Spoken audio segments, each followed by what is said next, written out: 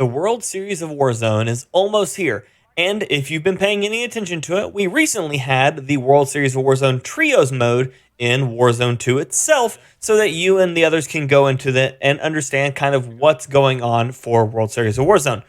Unfortunately enough, they explained nothing, and it was basically just a glorified Trios mode all the time. Now, I had the honor of running, of course, with my buddy Broken, and of course, one random that we managed to pick up in queue for the World Series of Warzone Trio match. And if you had signed up for it, you would have been earning points as long as you weren't obviously VPNing or playing with people out of region, like myself as always. You could earn points and qualify for the World Series of Warzone. Today, we're going to talk about why I think that this is a terrible idea, what I'd like to expect to see in the future for this, and what you can expect to see out of the World Series of Warzone. So, stay with me here, and let's learn a little bit about what this is, how it works, and what to expect out of it. In the background, you're going to see some gameplay with me, Broken, and that random for a monstrous win inside the World Series of Warzone playlist. First thing to touch on is, what is the World Series of Warzone? World Series of Warzone is a Warzone tournament held inside of the game for content creators and players alike, so that anybody can take a chance and win money in a tournament inside Warzone. It has a qualifier, it has a regular rounds, and then it has a World Series finals, which is held in person. The part that you're up to right now is the qualifiers. Unfortunately enough, I don't believe that the qualifiers are handled very well, as they are done in a way called pub stomping, or essentially kill races. You are allowed to join into the lobbies, and based on the number of kills you rack up in a round as a team, you are then put into a list and then earning points based on those. But unfortunately enough, there is no true competitive value in kill races in public lobbies, because you are no longer actively attempting to fight the best players available. You are fighting whatever the game gives you. And if you know anything about skill-based matchmaking, you know that skill-based matchmaking does not always play fair. And of course, there are ways around things like skill-based matchmaking. So you find yourself in what I think is a not very true valued test of anybody's skill sets. In my opinion, the game mode should have been held in custom lobbies, and it gave themselves a chance to actually compete against some of the best players in the world. Instead, we received kill races, which in the past, especially in Warzone 1, were heavily influenced by people using some tricks to get away from it and get around it, which leads us to the second problem in the World Series of Warzone. A lot of these people that are actively avoiding the best players in the game and are actively attempting to skirt past some of these requirements by fighting players that may not know what's going on or that just may not be nearly as good as them, is you get these subpar players also being thrown into these lobbies with some of the best players in the world.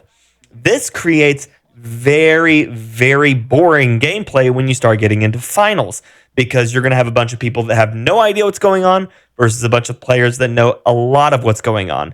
And this disparity in skill level makes for a less exciting end game, basically. What ends up happening is you have no people that really understand what's going on at the beginning versus a bunch of people that know everything about the game. And it's a bad look for anybody who comes in to actually watch these events, because they're going to see that there's people that are just going to be getting beat up on, but they're supposed to be the best in the world.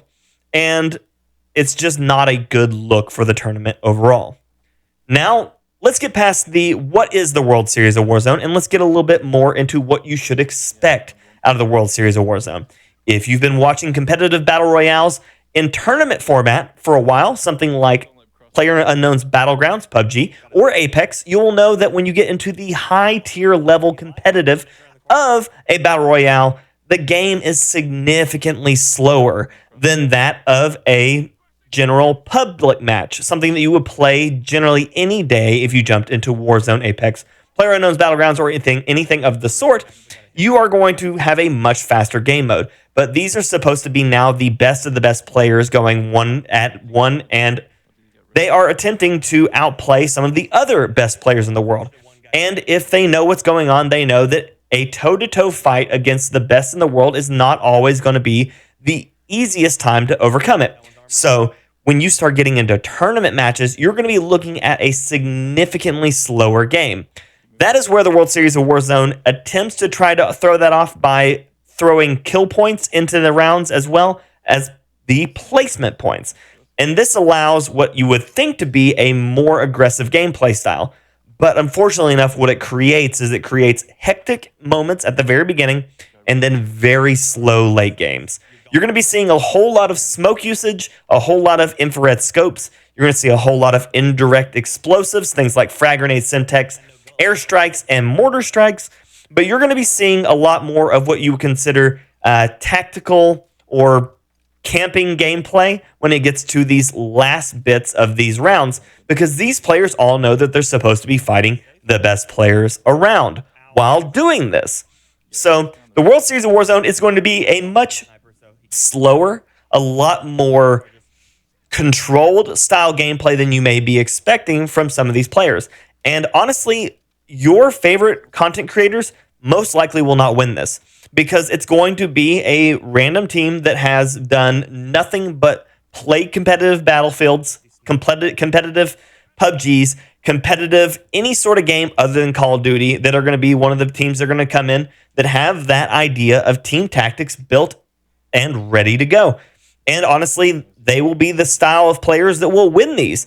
So when you go to watch and see if your favorite content creator comes out on top, there's a good chance it may not happen. So be prepared to see some very unknown players come out of this and become very well-known streamers, YouTubers, anything of the sort. This is the kind of moment what will create a content creator's entire legacy for the games that they play. And I don't think that this will be any different than any of the other competitive games I've ever seen, where a very unknown set of players comes in, wins, and then becomes very popular. So if that becomes you, congratulations on your newfound success. Don't spend all your money in one place. Make sure you invest it properly. The last thing is, what can you expect to see in Warzone, World of Warzone for Warzone 2? I am honestly going to tell you, you're going to probably see more riot shields than you'll ever want to.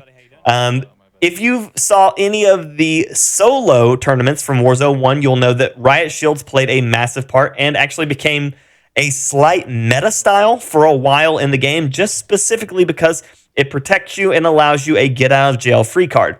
You're going to see a lot of smokes. There's probably going to be a lot of a use of things like restock. Drill charges are going to be extremely pertinent in this mode, as you're going to be using it to vie a way into fights and out of fights, especially in and around buildings. You might see people actually adopting the underbarrel grenade launchers in the drill charge format. And honestly, there will be a ton of Lackman subs, Vesnavs, Hemlocks, TAC 5.6s, and you will probably see a slight uptick in the amount of people running the Cronin Squall. If you don't know, the Cronin Squall is one of the new battle rifles in the game. It has immense damage, good rate of fire, and can be built a lot of different ways for pretty controllable recoil if you're an overall really good player. And I think from that, you're going to also see quite a few people adopt sniping, but probably not in the way that you're expecting. You might see a large amount of people attempting to use the Signal 50. With one-shot snipers on the board, you would think more people are going to lean into the idea of one-shot sniper rifles. But something like the Signal 50 that allows a two-tap to put someone down consistently with a larger add-on mag and the ability to stay mostly undetectable with short scopes, the Signal 50 will see probably a ton of usage, specifically not only because of its high rate of fire and its extreme lethality, but also you'll see the Signal 50 most likely be adopted because it is an insane amount of plate breaking, preventing players from being able to push and being able to wipe entire teams in just moments. Now, with that being said, I'm hoping for the most exciting possible outcome out of this. There would be nothing that would be better than a really successful Call of Duty Warzone 2 tournament, because we all know that Warzone 2 is not in its best state that it has ever been, and it does continue to get better, but it also still needs more. And one of the large things it's going to need is a new resurgence of players, as, a lot of people have dropped off as patches were not meeting their expectations. Now, hopefully, the World Series of Warzone 2 will be a great moment, not only for the community, but for people hoping to join the community as they get reinvigorated by seeing the gameplay style. So here's hoping for the best out of Warzone 2 and the World Series of Warzone. Leave down below something if you think you have a weapon choice that you think you're going to see more than what I mentioned, and let me know if you're excited to see it. If you enjoy these style videos, we have also been covering a lot of the new weapons and builds, especially for one-shot snipers. So if you want to see some more of that, click on one of the videos beside you. Thank you all so much, and until next time, ladies and gentlemen, and everyone else, peace. I wish it was Warzone 1 level of sniping. Yeah. It's not going to happen though, is it? Let's be honest. I don't use a bigger scope because the bullet velocity is already terrible, so it discourages me from trying to take shots at a really, really long range and keeps it at the effective range.